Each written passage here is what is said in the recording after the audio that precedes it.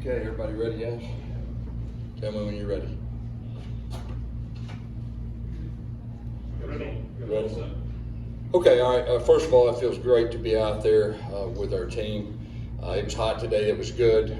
We took plenty of breaks, but really the main thing is pushing through and getting ready to practice. The number one goal we have is everyone meet the standard, our standard, championship standard. You know, I've said before, we got our core group that's back. We got 16 new transfers. We got new freshmen. And it's just about mental and physical toughness, fighting through alignment, being able to focus, great body language, and just really being able to count on each other. I mean, that's the number one thing. The X's and O's aren't near as important early in fall camp as far as just being setting the standard. And I thought for the most part, there's some good information. We need to get better in a couple areas, but I thought for the most part, the guys have been with us. Tried to set the example with that. We rotated 3 groups. Man, we let everybody get in there and get reps for the most part. Our quarterbacks, they got even reps. Our first 2 quarterbacks got even reps with the 1s and the 2s. And that was by design. You know, as far as that goes, we'll continue to do that, through at least the next 2 weeks and just evaluating everything as we go. But overall, like I said, I'm pleased that we were able to learn the things we needed to, especially about our new guys. Some of the guys were the very first time to practice with them that transferred in, and we learned a lot about those guys. Questions? So, Coach, you got the first full year under your belt there. You're going into practice. You've taken the inventory. You had the spring practice before. You had extra time to recruit like your hair was on fire, and that impact has been seen. But now taking the field for the first practice in the fall here, what extra excitement is there knowing that there's less time taking inventory, that it's time to attack the practice? Yeah, I mean, we should be light years ahead when we were this time last year. I really think we are. The biggest challenge we got, like I said, is just coming together as a team and getting the new guys, plugged in and being able to not only execute, but like we said, just understand our standards. So anytime you rotate everybody, okay, there's a lot of moving parts that goes with that. We'll have another day of helmets only, and then we'll go pads. The third day, use them in pads. Come on, you can really learn a lot more, from an execution standpoint and everything that goes with that. You said you gathered some good information. What can you learn on the first day of fall camp? Well, I think for the new guys, we think they've done this before, they've done that before. There's nothing like getting out there with the new guys and getting out in front of a coach. How's he going to respond to coaching? Is he going to be able to execute the play? And a lot of times you can just evaluate the skill set that either you thought you had or different than you had. So that's always good for the first day. Coach, I know there was a rule change this summer where you were allowed to be on the field with the guys with the ball. Was it like 2 hours a week? How did those practices work, and how beneficial was that so you're not running blind coming in? Yeah, it was very, very beneficial for our quarterbacks, our receivers, and so, we should be at a higher level the first day than ever before. And I think we were at a certain point, but we were very specific and expecting to be perfect out there to day one, when normally you're just trying to get their feet right, you're trying to get the depth and all that. But that was a huge advantage for our quarterbacks and really our receivers.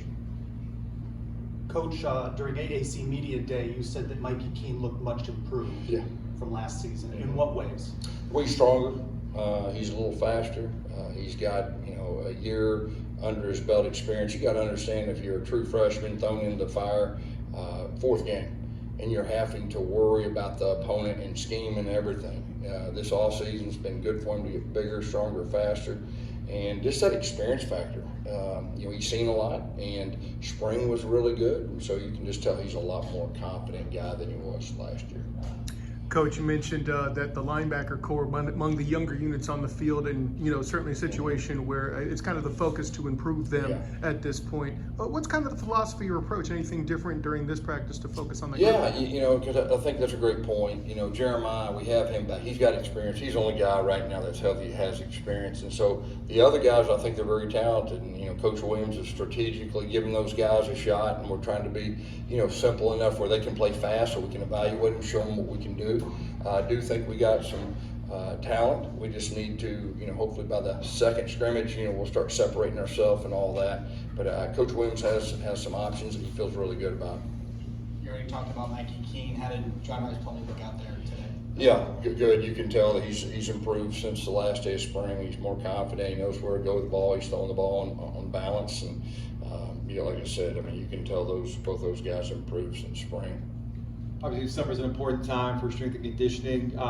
Has anyone stood out? Any body transformations of guys that you look maybe at last year and like, man, that guy looks a lot different today? Jordan Johnson, that kind of stands out to me. I mean, of course, he was battling the injury last year, as far as that goes, but he's doing a good job, and there's more. There's other guys that are doing a good job. Coach, the background at your welcome yesterday said seize the moment. Yeah. What does that mean to you? Well, we got an opportunity. We have a team that is talented. We got our staff that is back for the most part. We got an opportunity. It's about seizing the moment. What we have before us is not going to be easy. We're going to get everybody's best shot. We got to come together as a team, but that's what we're talking about. Coach, I know that obviously the big talking points are quarterback and linebacker, but besides that, what's the biggest question you want to get answered here during preseason? I think defensively it's our linebackers. I mean, I think that's really the number one thing defensively. Offensively, it's the quarterback position. We'd like to name a starter, and so really that's the two things that are high priority. Bunch of transfers. How does a guy like Javon Baker add to your wide receiver room, even though you have Ryan O'Keefe and some of those? Yeah, he's a veteran guy. He comes from a good program. He's a veteran guy that's a confident guy, and he's talented. Coach, you said with the new rule changes and the way you were getting together with the guys over the summer and stuff, you were ahead today. How do you think that will translate to better play on opening day? Yeah, the teams that spent the time to do it, the quarterback development should be higher than ever. I think it's great for college football, and I know it's super for us, and we continue to use those 2 hours a week even during our coach's vacation. And there's nothing like getting out there with your quarterback and the specific throws and timing and everything that goes with it to teach them, and then the drills you work with them. Coach, there's been a lot of positive recruiting momentum in recent days this past month. Just kind of talk about that. I mean, I think someone retweeted, your press conference about a year ago, how you're going to recruit, like your hair's on fire, you're going to recruit Orlando like crazy. We're seeing that. Just kind of talk about that. Yeah, it's setting up like our plan was. Our goal is to make it popular to come here. And, in the past, with the big timer guys, it just wasn't popular. Now it's starting to, and the dominoes are starting to fall. And if we take care of business on the field, everything is set. It's set up in a great way. So you talk about seize the moment, that's another way to seize the moment. It's bigger than just, winning games, and you think program-wise and everything that goes with it. But things are going great. It's going to get nothing but better, and that's the fun and exciting, thing for our staff and our program. Recently, SEC head coach Eli Drinkwitz said of you, quote, Gus is a dreamer and a builder. Sums that up pretty well for you. What do you think of that? Well, he used to be my volunteer assistant at Springdale High School, and and then he was a GA and from a running back coach. So we know each other well. But he's a dreamer too. I mean, players want to dream. Everybody wants to dream, and that's what we'll do around here. And it was before I got here. It was about winning championships with this program. So it was a really easy transition for me.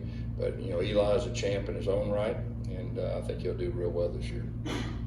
Your wife announced the other day she's got her own Beyond Game Day podcast. Yeah. How cool is that? Are you going to be the first guest?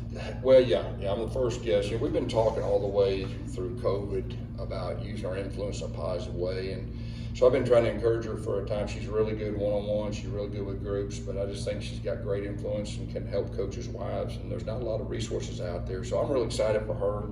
I'm going to be the first guest, so that I know that's not great, but first guest, and then she's got a lineup of some really good coaches' wives I think people will enjoy. But I'm excited for her, and I think she's going to do great. That's good. Appreciate it. Thank you, Coach. Okay. All right. Thank you.